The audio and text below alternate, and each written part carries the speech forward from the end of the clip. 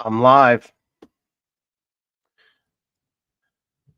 I know this is not my normal time. Um, so I don't know how many people will be joining. Let's see. Uh,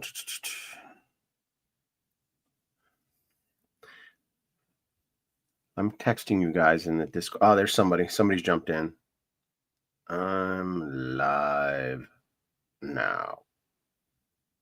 It should work. Can you hear me, guys? If anybody, okay, I see two people at least have jumped in, and there we go. All right, can you hear me? Is the audio working fine? I don't want to proceed if I'm just silent. Should work. It's normal. I know this is not my normal time. I know. I think I told you guys. All right, good to see you. I know it's not my normal time. I had something else to do this morning. The audio is good. All right, thank you. All right, so let's 5x5.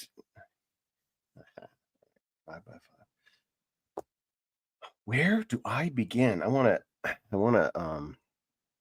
talk about a lot of things, but since this is the Armenia update, I'm going to start with that, with just a brief Armenia update. I'm going to read this article, and then I'm going to update you guys on some other stuff, what's been going on, what's happening, stuff in my world, in Armenia world, in Soghomon Talerian world, and in YouTube world, Doug Tenaple world. So those are the updates. That's a little bit of a tease. Stay tuned. We're going to talk about Doug Tenaple. He called me a little while ago, saying he was in Idaho and saw some of my friends. Everybody was telling him to tell me hi. So I've made my impact in Moscow, in the Moscow mood region. Okay, good to see you guys. I know it's just it's an intimate setting, but I'm grateful that anybody is here. So, all right, let's just read this article. April is an insane month for Armenians and anybody who is involved with Armenians. So it's been a good month, productive month, in particular for me, networking with people, and the zeitgeist on this issue. My status is making its rounds, and et cetera, et cetera, et cetera. All right, enough vamping. I think you guys are here. Those who are going to be here are here. It's good to see you all. Let's just read this article this is Artsakh. I used to read this periodical all the time. Chloe is here. All right, good. I got some of the core group are here. All right. Rep Chris Smith leads Capitol Hill hearing spotlighting Azerbaijan's genocide of Artsakh Armenian prisoners. So this was yesterday, an article yesterday.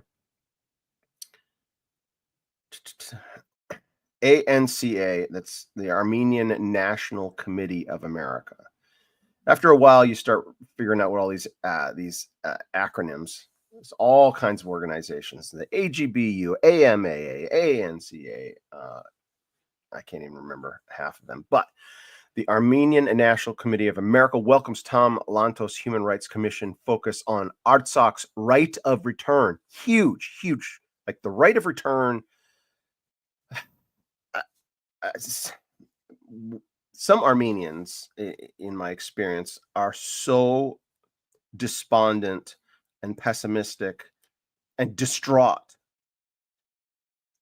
about their history of the last 100 years that even the notion of returning Artsakhis, right, the Armenians from Artsakh, to their ancestral homeland that they were just removed from a year and a half ago, almost 2 years ago, they see that as even an impossibility. It's only 2 years ago. If anything of restoration, if anything of hope should be foremost and possible and doable, it should be this. Because if you're pessimistic about returning to Artsakh, you might as well give up all of Armenia. What's the point in even paying attention? What's the point in caring if you don't believe the Artsakhis, if anything will ever go in your favor. I mean, it's a huge task to overcome Azerbaijan's aggression and lies to return people.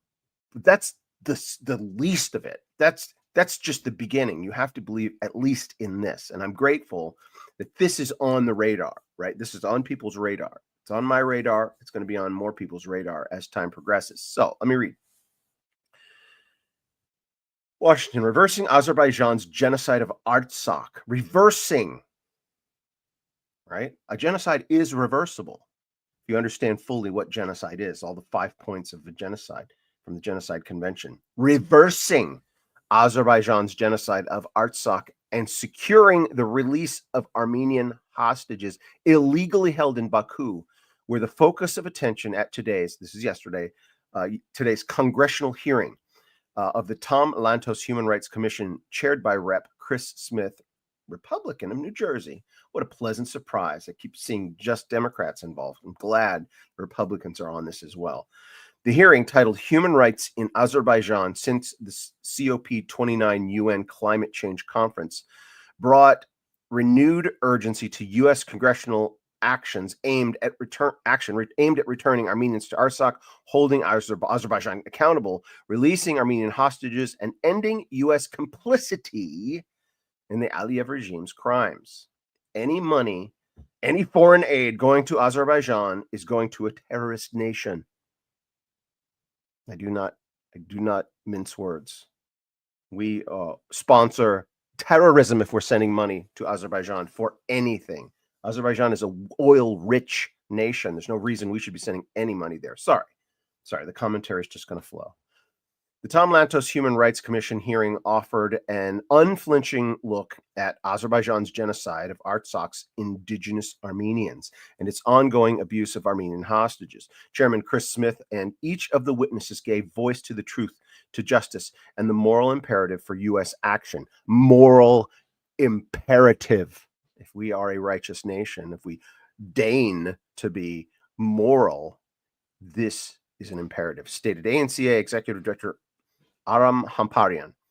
This hearing sends a clear message. The time for words has passed. The time for meaningful sanctions, congressional legislation, and real pressure on Baku is now, Hamparian added. The Tom Lantos Human Rights Commission hearing was webcast live on ANCA and Asbarez social media channels. Chairman Chris Smith, we must ratchet up pressure on Azerbaijan. In his opening remarks, Chairman Smith laid bare the core issue. We need to work for the release of political prisoners and POWs held by the government of Azerbaijan, to protect Armenian cultural heritage, and to uphold the right to return one day to live in peace and freedom in Nagorno-Karabakh. That's the alternate name for Artsakh. That's the Azeri and the Google name for the region. That Armenians have known as Artsakh for centuries, millennia, Nagorno-Karabakh. He noted that Aliyev took prisoners during the conquest of Artsakh and uses them to manipulate the anger of Azerbaijanis' exploited citizens. It's true. The Azerbaijanis are exploited by their government, lied to by their government. Chairman Smith then announced his intention to reintroduce the Azerbaijan Democracy Act, legislation that would place direct political and economic consequences on Azerbaijan for its human rights violations and war crimes. We need to push very hard for this new bill. It must be bipartisan to show that we're all on the same page and that we care deeply, especially for the prisoners of war and the political prisoners, stated Rep. Smith. He anticipated there will be a lobbying effort by people on K Street to kill it. That happened before. But this time we're ready. We know exactly what Aliyev is, a despot. And we'll do everything we can to pass this bill. Chairman Smith also called for Azerbaijan has a well-funded lobby, right? They have well-funded lobby. They gave $20 million to the Vatican. So they're all over the U.S. in congressional, like they have their lobby there. They're in people's back pockets, etc. Chairman Smith also called for comprehensive sanctions targeting top Azerbaijani officials under existing U.S. laws. We've got the Magnitsky sanctions. We've got the Magnitsky sanctions, the global Magnitsky Act, which we need to be doing the analysis and then meting out those sanctions to the appropriate abusers everywhere, including in Azerbaijan, he stated. And I think it starts with the top, frankly, with Aliyev. Chairman Smith emphasized the importance of religious freedom accountability, expressing disappointment that the U.S. Commission on International Religious Freedom had not recommended that Azerbaijan be designated a country of particular concern. That would be revisited. That should be revisited immediately, and the Secretary of State should act. Agreed. Oh, this guy. I know. I've met this guy. I have a picture with this guy. This is. Oh, I didn't realize it was him. Hold on. This is Aram Hamparian. That's him. I have a picture with him. He was out here at USC Dornsife back in, when was it? October, November, somewhere. And I got a picture with him. The guy's amazing. Amazing guy. That's him right there. Right there in the middle. He's blind. I mean, he's the victim of a explosive device, right? He is blind, and he's going out there. If this guy's involved, it's a good sign. It's a good sign. If they are hosting him, ANC Executive Director Aram Hamparian. Chairman Smith also pledged to escalate U.S. engagement at the highest levels to secure the release of Armenian prisoners and hold Azerbaijan accountable for its crimes. We really need to ratchet this up big time. And for Ruben Vardanyan, that's a guy who's a prisoner in Baku, we need to, and all the others, to do everything we can to effectuate the release, to get all of this downtown to the White House and to Secretary Marco Rubio, he said. We're going to do everything we can to get all of this to him because, again, he's got a lot on his plate, but he cares deeply about human rights, concluded Smith. A full genocide against my people. Artsakh Beglarian's testimony, former Artsakh State Minister and Human Rights Ombudsman Artsakh Beglarian delivered a devastating eyewitness account of Azerbaijan's ethnic cleansing campaign. Wait, do I have the names wrong?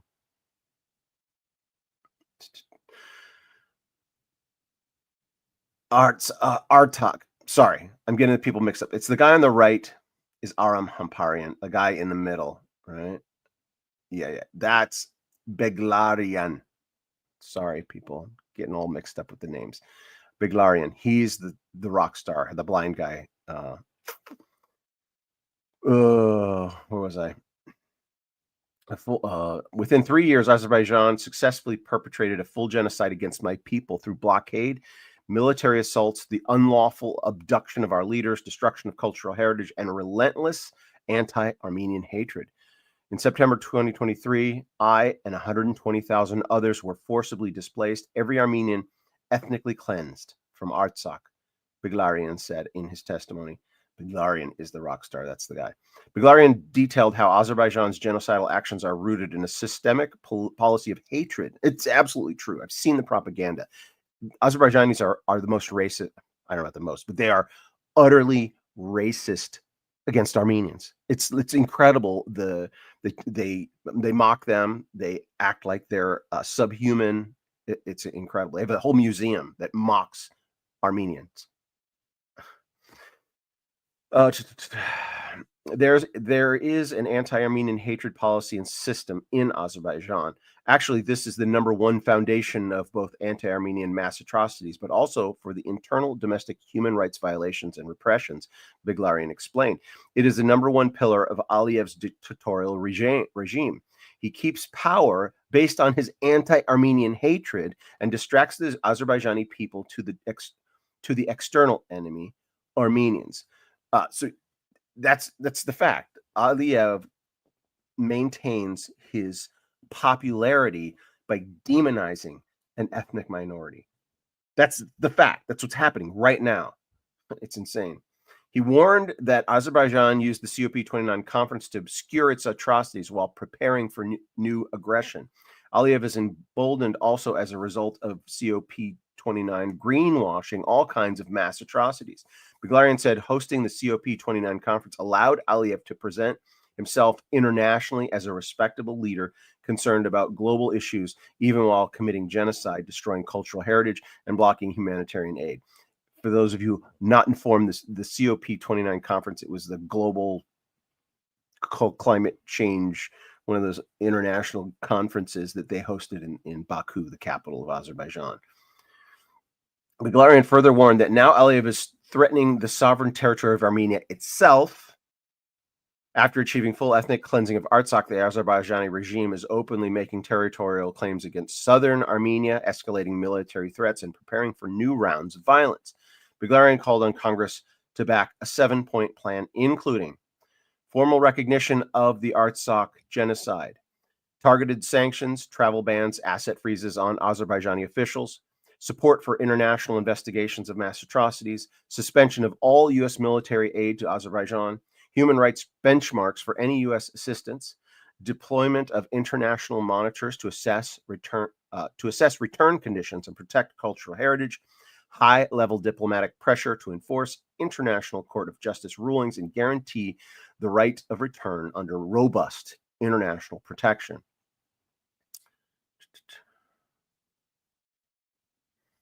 I could keep reading, but so that's good news. I mean, this is good that this is happening, and I didn't even realize that Beglarian was a part of this. That guy is a rock star. I was starstruck and giddy when I ran into him at the USC Dornsife Artsakh. I forget what it was called. Okay, so there's an update on the goings on. I mean, this is Sovereign Artsakh. The whole point is to promote this, to tell people about it. Now, what's going on in my world? What are the updates? So yesterday, if you guys watch Bible Every Morning this morning, I updated. But I was at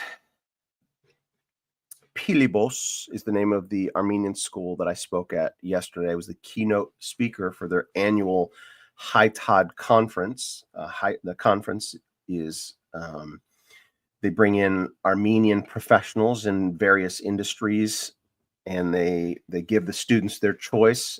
I think they have 2 or 3 sessions in the morning for this annual conference. It's at the school. They're out of regular classes. Instead of their regular classes, they have 2 or 3, or maybe it's like 4 or 5 different subjects that they could choose to go to listen to the speakers.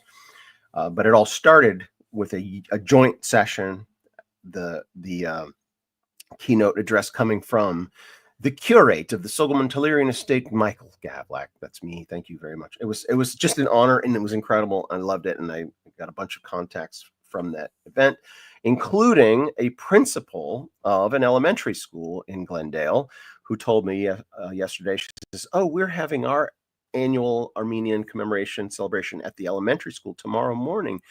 It'd be wonderful if you could come." I'm there. I'll be there. So I was there. I went. It's the first school outside of Armenia, right? It's the first public school outside of Armenia to have dual immersion Armenian English language, right? So you can go, if you live in this district. The sun is shining on my beard. It's distracting me. If you live in this district in Glendale, California, you can send your kids to the public school, and they will learn Armenian, like from kindergarten. This is just an elementary school up to 6th grade, but that program continues in some of the schools, the middle school and high school. So you could literally go to a public school in America and learn Armenian from kindergarten through, I think it's 11th grade.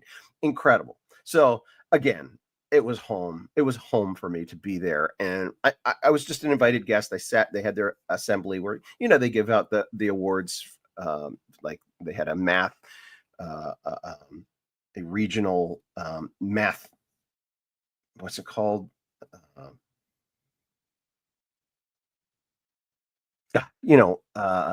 Science competitions, math competitions. I forget what they call them. They were giving awards to some of the kids that were winning and representing the school well. They had some dancers, some traditional Armenian dance, et cetera, et cetera. So it was very pleasant to be there as the principal's special guest. And then after that, they have on staff a specialist, right? A person that is the Armenian language specialist, and she oversees all of the Armenian language teaching. She's like the liaison and the go-between for all the teachers and making sure the curriculum is taught properly, etc. So she took me around to like 4 or 5 classrooms from about 10 a.m. to noon, and I was given a platform in each one of these classrooms. A 3rd grade classroom, a 4th grade classroom. I think might have gone into 2 4th grade classrooms, 5th grade classroom, and a 6th grade classroom, and I just was able to just go to town. These are kids that know this. Some of these kids know this story, so it was a really nice question and answer time. The 6th graders were amazing. They were very alert and very excited to have me there and to learn about their hero, Solomon Talerian.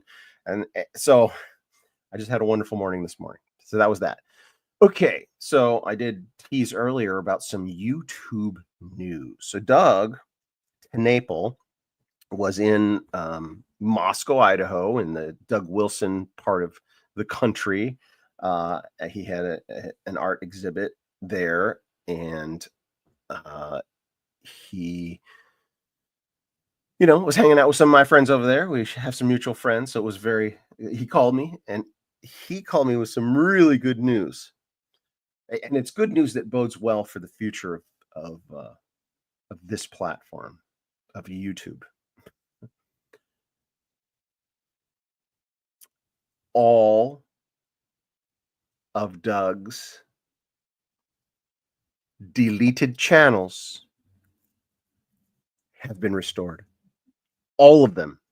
Even his channel with 500,000 subscribers from way back, that first one that got deleted, all of them have been restored with all the subscribers as well. All of them. So he's been posting videos on one of my channels, formerly Sweet Home Maricopa, that we converted and rebranded as John Mike Keene, because he was like, I don't know what to do. So I said, hey, I still have a monetized channel. You can make a little money off of that. So he started that channel along with another new channel and was making some money just to sustain himself. And now he said he had 11 channels restored. He's like, I didn't even know I had that many, that I tried that many or false starts and got deleted that many times. 11 channels, all of them completely restored, all videos. That's telling me that our government is cleaning house. That this censorship, that they are feeling the heat.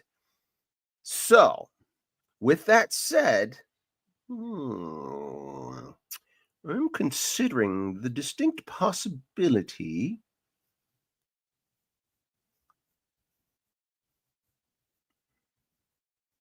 of AC, yes, he did talk to Q as well, so I think Q's probably got all his back. But I'm considering the distinct possibility of restoring Sweet Home Maricopa.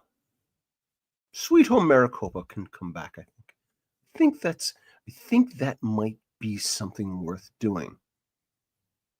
I had it at 37,000 subscribers when I handed it over to Doug.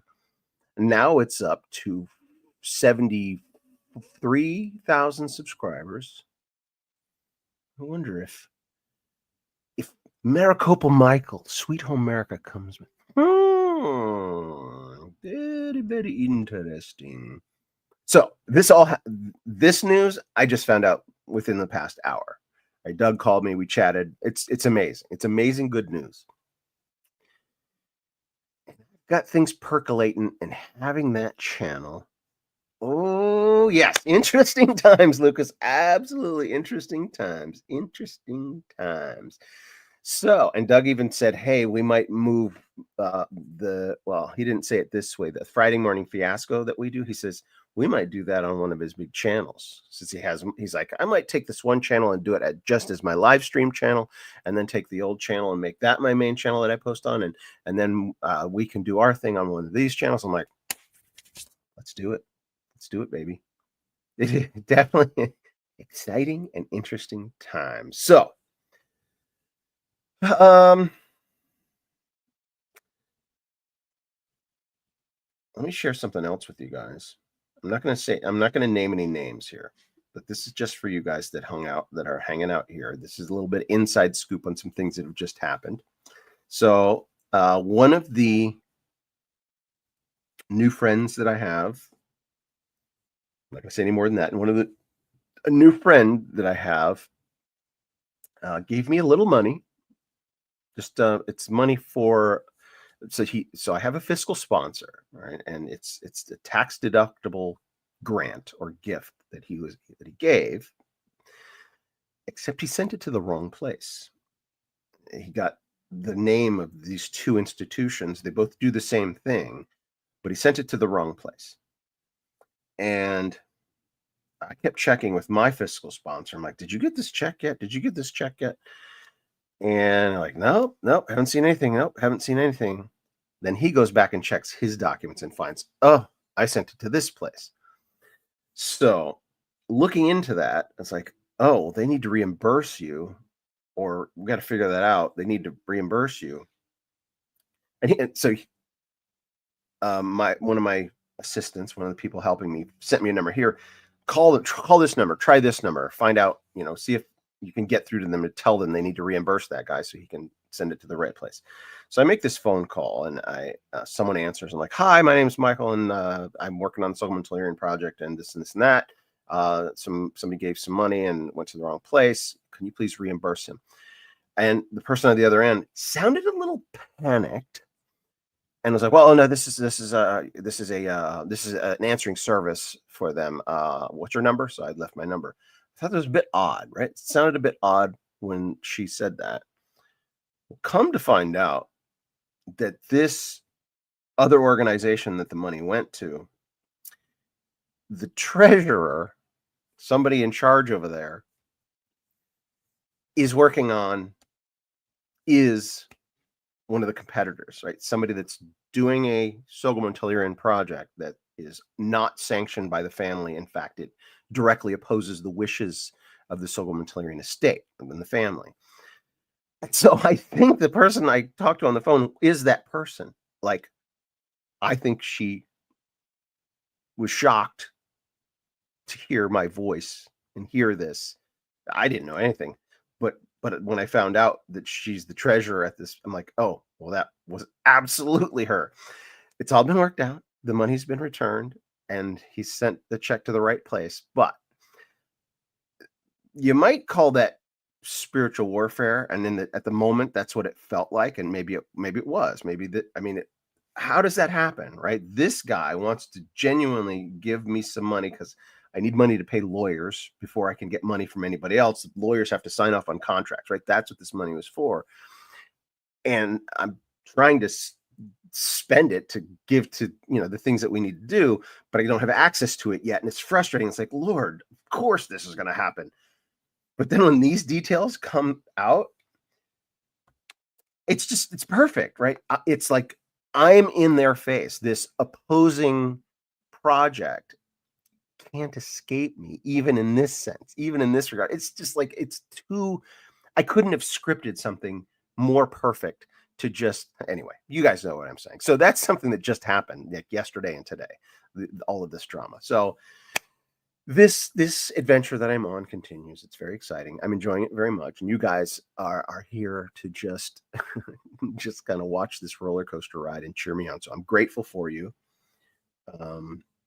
I'm going to put this up and conclude with this. I agree. I agree, Lucas. YouTube giving channels back sounds like damage control. That's right. They don't want to get their butts sued, even though they're already getting sued. They're going back through their records and finding out, I bet I can talk about COVID now openly, anything about about rigged elections. I bet I could talk about anything and not get in trouble. I wonder how much money in lost revenue they owe each content creator they knowingly censored. Incoming justices. Yeah, it's good stuff. Good stuff. Thank you, Carrie. Yes, every step of the way. Thank you. Got my popcorn. This is a fun ride. It is a fun ride. All right. Love you guys. Love you very, very much. See you tomorrow morning. Bible every morning.